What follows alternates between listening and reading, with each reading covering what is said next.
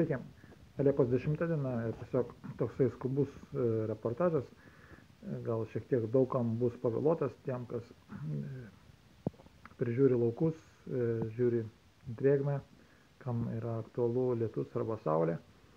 Tai parodau šiuo atveju dabar masiškai daromi debesys. Iš pradžių buvo Vokietijos teritorija, paskiau visur po truputį, ir galiausiai papildomai iššovė Lenkijoje, kažkur tai šiek tiek aukščiau Varšuvos. Jeigu pažiūrėti priartinus, tai maždaug dabar būtų ekrano viduryje 4 maždaug židiniai, vienas netoli Varšuvos apatinis, visi kiti 3 likusiai yra viršui.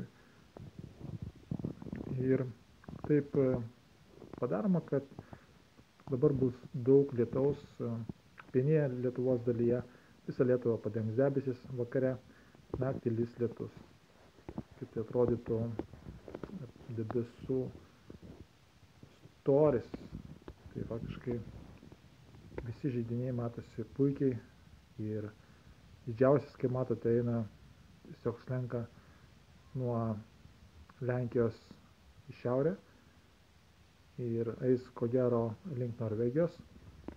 Antrasis, 2 viduriniai iš karto po to dideliu gali praeiti Kauną, Vilnių ir dalį Aukštaitijos. Ir kiti mažiukai galbūt tik tai bus papildomai daromi, taip kaip ir čia yra šalia Ispanijos,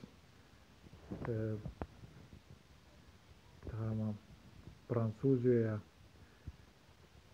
pietuose, paprastai šitos vietos visą laiką būna, Italijoje, šiaurėje taip pat darosi debesis, bet ne kasdieną, todėl kad ta chemija, kad privežti, pripildyti reikalingos kelios dienos, tai nesidaro kasdien. Reiškia, jeigu dar naktį mes turėsime lietaus, tai rytoj visą dieną bus debesis, galbūt jau lietus mažės ir poryt jau bus kitoks oras. Tai čia tiesiog tik tai dirbtiniai lietus, juos šį kartą neišeis sustabdyti, nes sugedo ilgai tarnavusi įranga, į mechaninę, kuri pastiprina tą jėgą, kuri atmuša šitos debesis, nukerta. Ir pagaliau jie pralaužė tą sieną, dabar po truputį pradeda slinkti link Lietuvos.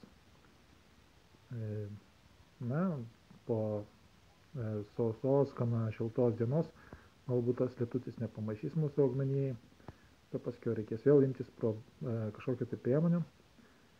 Ir jeigu vėl atsiras kažkoks tai sponsorius, galima bus paderinti orus taip, kaip reikalinga žmonėms, o ne kažkam tai.